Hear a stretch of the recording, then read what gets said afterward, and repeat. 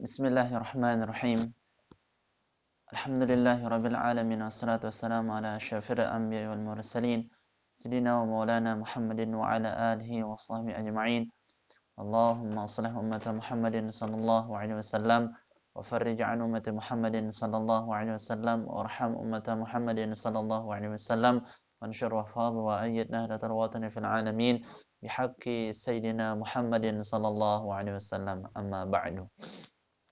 Hadirin hadirat yang berbahagia yang dihormati Allah Subhanahu wa taala. Alhamdulillah berjumpa kembali. Pada kesempatan ini Ananda Abdi akan memberikan motivasi-motivasi kepada teman-teman sekalian tentang virus corona. Jadi ada sisi-sisi hikmah di balik adanya virus corona ini.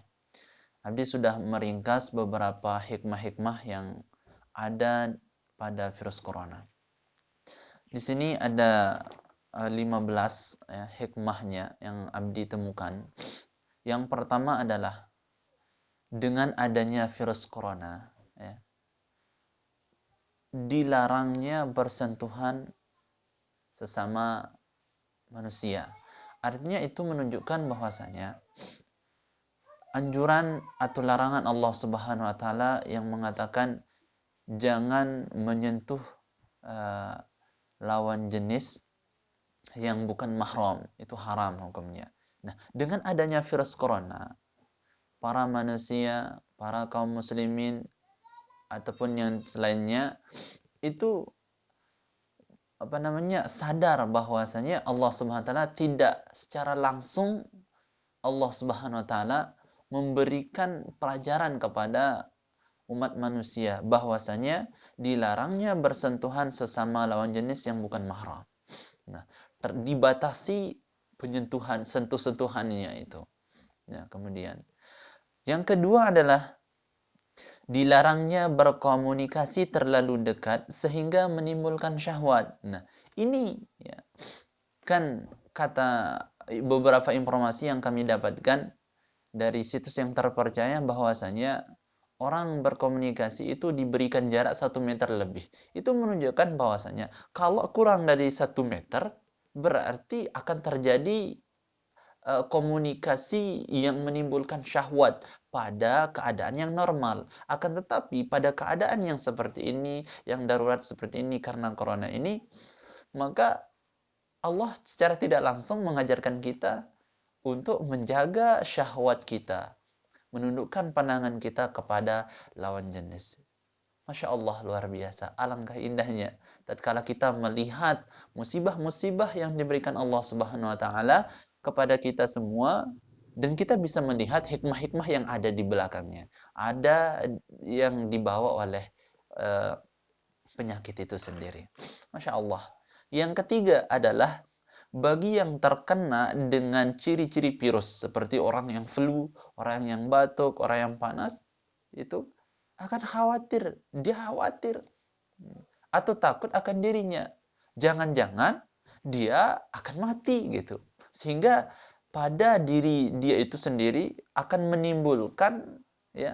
menimbulkan kesadaran diri sehingga dia bertaubat kepada Allah Subhanahu wa taala.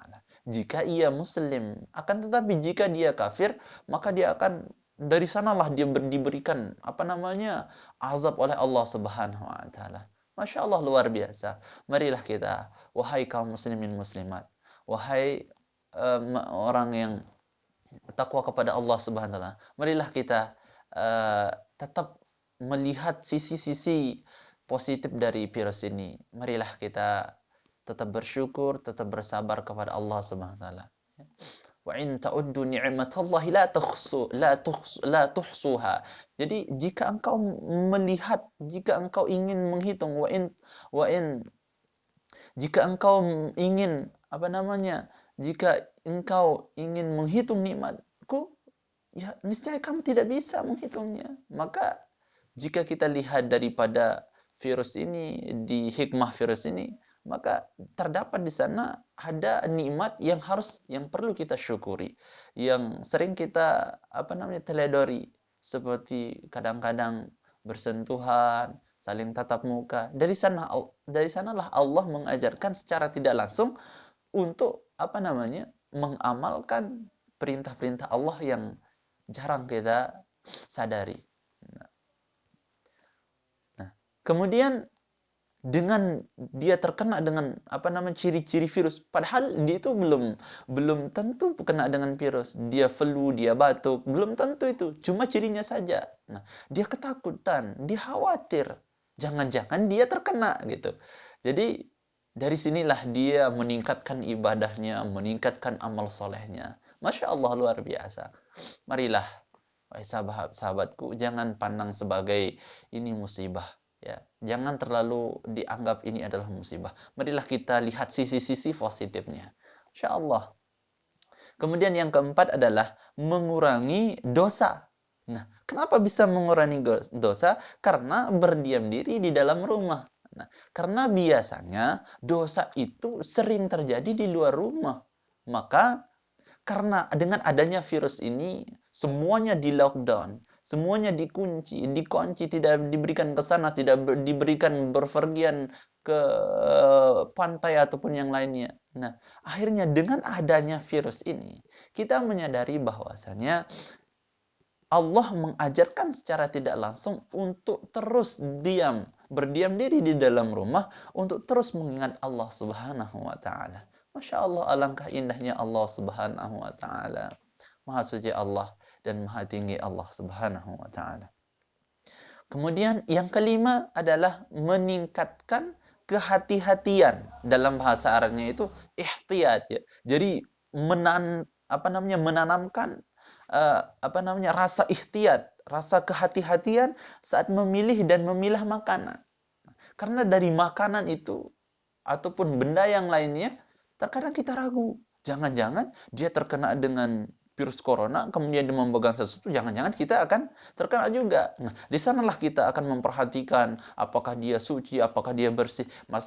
Pasti kita akan membersihkannya. Terus membersihkannya sampai kita itu benar-benar yakin itu suci dan halal. Masya Allah, tabarakallah. Marilah kita sadar bahwasanya ini nikmat Allah Subhanahu wa taala.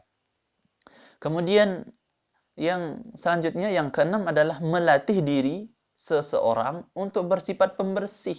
Nah, jadi orang-orang yang terkena dengan virus corona itu adalah orang-orang yang hidup dalam keadaan tidak bersih. Nah, dapat tertular daripada orang yang tidak bersih, terkena. Jadi itu katanya informasinya bahwasanya penularan virus corona ini pada saat salaman. Ya. Jadi kalau orang pengidap virus corona itu tidak pernah mencuci tangan, kita pernah mencuci tangan, ketika kita bersalaman, maka akan terkena kita. Tapi tatkala kita telah sudah membersihkan tangan, dia sudah membersihkan tangan, insya Allah tidak ada akan terjadi seperti itu. Itu menunjukkan bahwasanya ada hikmah sifat Allah mendidik kita untuk menjadi pembersih. Insya Allah, tabarakallah. Jadi Allah secara tidak langsung mengajarkan mengajarkan kita bahwa hadis Rasulullah SAW yang mengatakan an-nazafatu minal iman. Kebersihan itu termasuk daripada iman. Jadi Masya Allah, tabarakallah.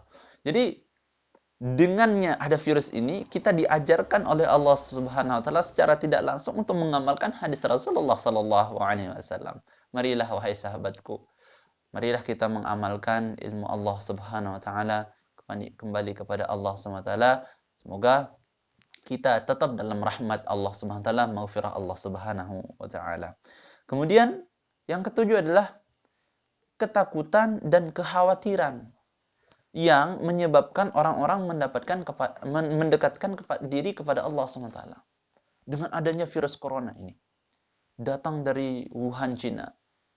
Masya Allah, kita takut. Sebenarnya yang ditakutkan pada virus ini bukan virusnya.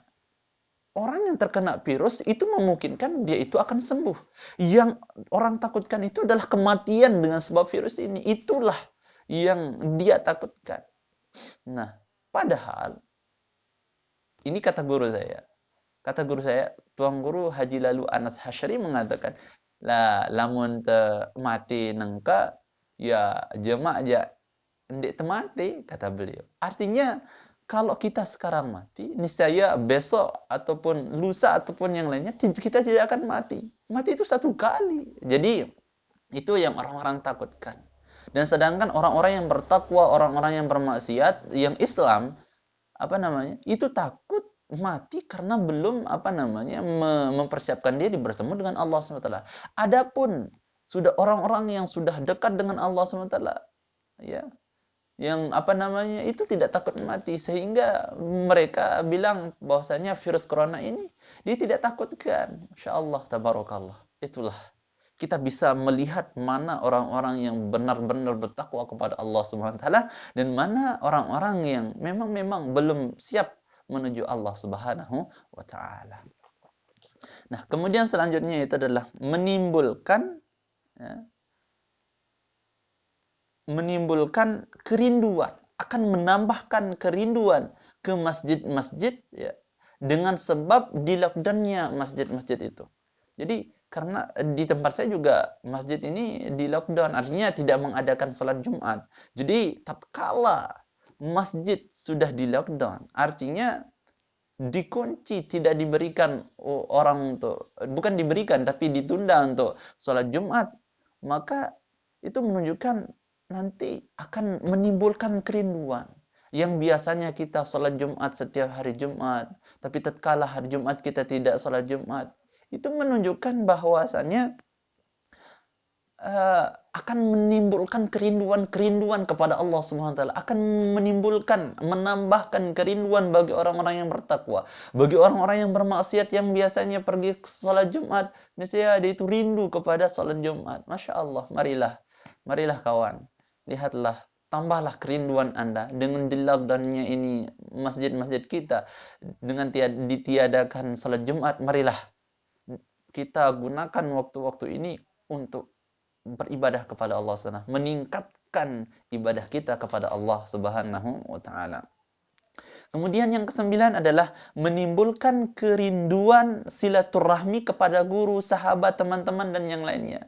Dengan kita berdiam diri di dalam rumah, tidak diberikan keluar, tidak diberikan ke sekolah, tidak diberikan pergi ziarah ke rumah guru kita, dengan kita di lockdown disuruh tinggal di rumah dengan tidak diberikan pergi ngaji keluar, itu akan menimbulkan kerinduan untuk bertemu dengan seorang guru. Itu akan menimbulkan ketakziman. Bagaimana gambaran ketakziman? Kita akan selalu mendoakan beliau-beliau itu. Rindu kita untuk menatap muka beliau, muka-muka yang mulia beliau. Masya Allah, tabarakallah. Dengan biasanya kita selalu bersama sahabat-sahabat, berkumpul, makan bersama, kemudian ngopi bersama, dan lain sebagainya. Itu akan menimbulkan di dalam hati kerinduan yang Masya Allah, tabarakallah, yang membuat kita itu ingin bertemu. Oke, memang saat kita nelpon kita bisa, video call bisa, itu tidak bisa secara sempurna akan mengobati rasa kerinduan yang sebenarnya yang ditimbulkan oleh virus corona ini. Marilah kita, dengan adanya virus corona ini, marilah kita doakan para guru-guru kita, masyayikh kita, Masya Allah, tabarakallah, mendoakan para sahabat kita, teman-teman kita. Masya Allah, tidak akan pernah cukup dengan video call. Itu beda rasanya tatkala kita saling sentuh sama sesama sahabat kita yang laki-laki, tatkala kita mencium tangan guru-guru kita, tatkala kita berhadapan, Masya Allah, itu akan menimbulkan kerinduan dengan sebab virus-virus ini. Kemudian yang selanjutnya adalah, ya, kemudian selanjutnya memahami informasi-informasi yang bersifat hoax. Jadi dari sinilah kita belajar bahwasanya kita bisa menyaring mana sih informasi-informasi yang berkelas, ya. Kita bisa belajar mana informasi yang perlu dipercayai dan perlu dikatakan hoax. Nah, kemudian yang selanjutnya adalah yang ke-10 adalah langkah kaki yang terbatas karena berdiam diri di dalam rumah, sehingga meringankan hisapnya kaki kelak di akhirat. Karena kenapa? Dari kakilah sumber-sumber dosa-dosa yang menyebabkan kita tergelincir ke neraka. Dengan terbatasnya langkah kaki, Kita hanya berpikir kita pergi ke Jeding, ke Jeding, kemudian pergi ke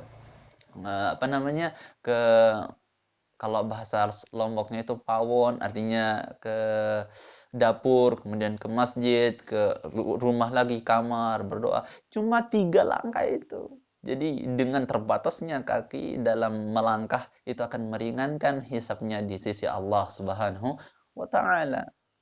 Nah, selanjutnya yang ke 12 adalah kerinduan mendengarkan pengajian-pengajian yang biasanya para santri mengaji di hadapan gurunya, para siswa yang belajar saat di gurunya, berkumpul sama teman-temannya, itu akan menimbulkan kerinduan ya.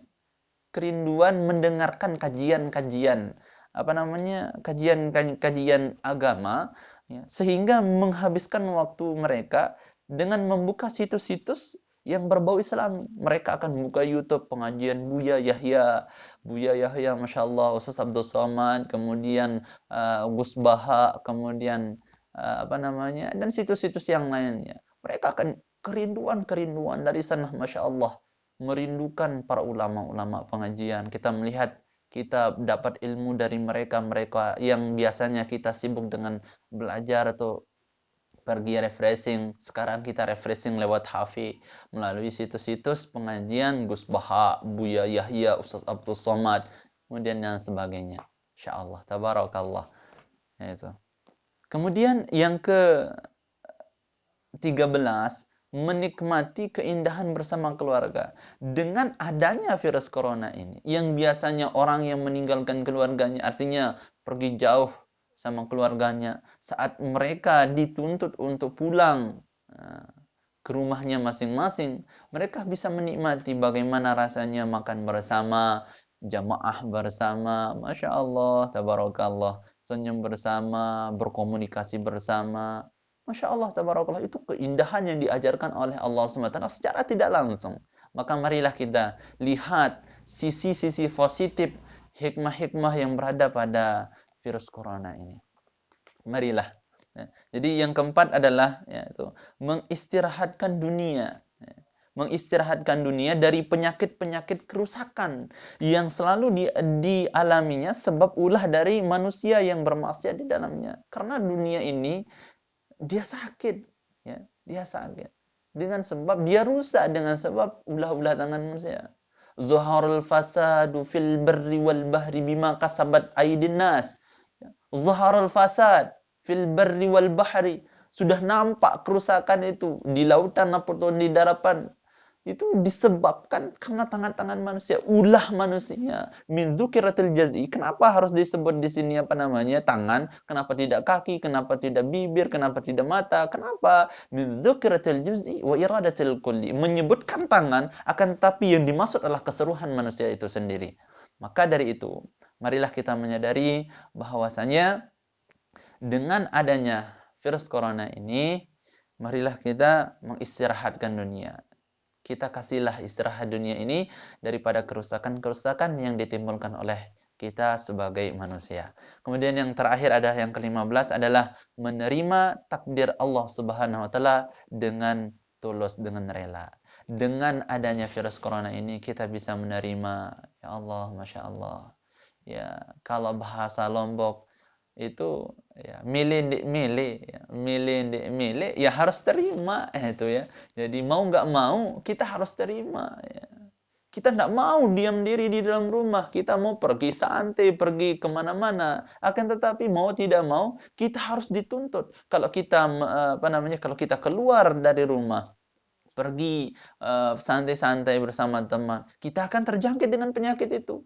Ya. Jadi karena penyakit itu ada, virus corona itu ada, kita dituntut secara paksa untuk berdiam diri di dalam rumah. Itu menunjukkan bahwasanya mau tidak mau kita harus terima. Karena kenapa?